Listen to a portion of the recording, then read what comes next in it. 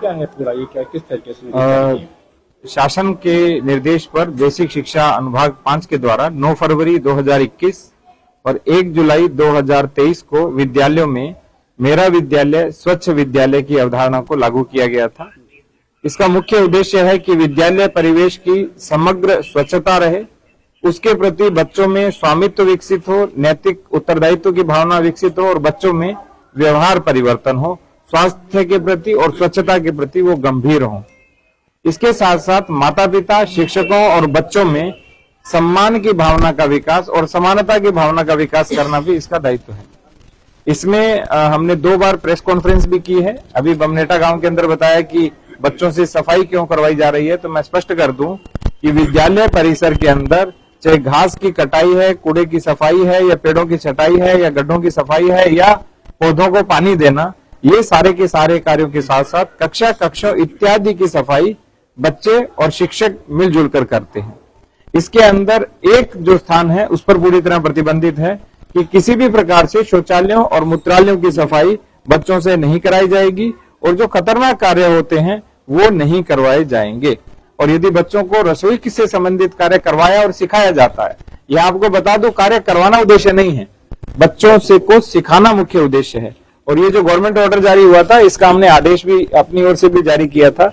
और क्योंकि एक गांव के अंदर एक सफाई कर्मी होता है, वो पूरे विद्यालय और पूरे गांव की स्वच्छता सुनिश्चित नहीं कर सकता है, इसलिए शिक्षक और बच्चे मिलकर आते ही आधा घंटा या जाते समय आधा घंटा स्वच्छता के ऊपर ध्यान दें और करके सीखें। Learning by doing. आज जितने भी बड़े बड़े विद्यालयों में जाएंगे वहां पर भी होती है, बागवानी सिखाई जाती है, स्वच्छता सिखाई जाती है। वो पब्लिकली प्लेस के ऊपर जाते हैं, वहां सफाई करते हैं।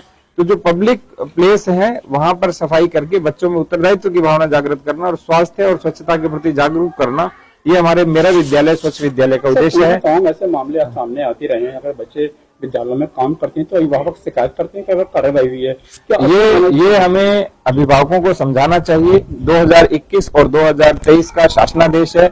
मैं आपको फिर बताऊं, स्वच्छता ईश्वरीयता के पास है, ठीक है। Cleanliness is near to godliness. आप सोचिए अपने घर में कौन कौन सफाई करता है? सभी करते हैं, बड़ा भी करता है, छोटा भी करता है, माता भी करते हैं और बच्चे भी उसमें सहयोग करते हैं। तो यहाँ विद्यालय की सफाई कराना उद्देश्य नहीं है। कक्ष की सफाई क्यों नहीं करेंगे? अपने बस्ते की सफाई क्यों नहीं करेंगे? जहां अपनी पुस्तकें रखते हैं वहां सफाई बच्चे क्यों नहीं करेंगे? हम भी करते करते बड़े हुए, आप भी करते करते बड़े हुए, आपके बच्चे भी कर रहे हैं। लेकिन हुआ क्या, एक सफाई कर्मी के बाद सभी ने ये समझ लिया कि अब ये सारे काम करें और हमें सारे अधिकार है। ऐसा नहीं सर, अब ये माना जाएगा शिक्षा के साथ बच्चे जो है साफ सफाई दैनिक कामकाज, हाँ दैनिक कामकाज सीखें। ये हर शिक्षा में होता है। शिक्षा का मूल काम केवल 15/20 के कक्ष में बैठकर पढ़ना नहीं होता। शिक्षा का कार्य होता है कि बच्चा जीवन के हर व्यवहार को, आदत को, जीवन जीने को सीखे। तो हमारे यहाँ ऐसा नहीं है कि हमारे यहाँ सफाई कर्मी सफाई करने आते हैं, लेकिन सुबह अपने कक्ष की सफाई करना, बस्ते को देखरेख करना, पौधों को पानी देना, कोई कटाई छटाई में सहयोग करना, या कहीं प्लास्टिक पड़ा है, कूड़ा पड़ा है, उसे उठा करके रखना, ये बच्चों को सिखाने का है। और इसमें भी अभिभावकों को जागरूक करना। हमने बोला भी है कि एसएमसी के माध्यम से और पीटीएम के माध्यम से सभी अभिभावकों को इस संबंध में जागरूक किया जाए। और 2 जो शासनादेश हैं 2021 और 2023 के, उन दोनों शासनादेशों के विषय में विस्तार से बताया जाए। ये शासनादेश मैं आपको भी दूंगा ताकि आपको ऐसा हो कि इसके बारे में सब लोगों को पता चले। मीडिया में भी जाना चाहिए, सब जगह जाना चाहिए। लोगों ने कि बच्चे पढ़ने जाते हैं, काम नहीं करेंगे, काम करना गलत है। क्योंकि पूर्व में भी इसको लेकर के बहुत सारे लोग अध्यापकों का भी शोषण करते हैं कि आपने काम करवाया, हम आपकी शिकायत करेंगे, हम आप पर कार्रवाई करवाएंगे। ऐसा नहीं होना चाहिए। यदि आपको जागरूकता नहीं है, शिक्षक सम्माननीय होता है, आदरणीय होता है, आप उस शिक्षक के पास या शिक्षिका दीदी है हमारे साथ, इनके पास आइए, इनसे पूछिए।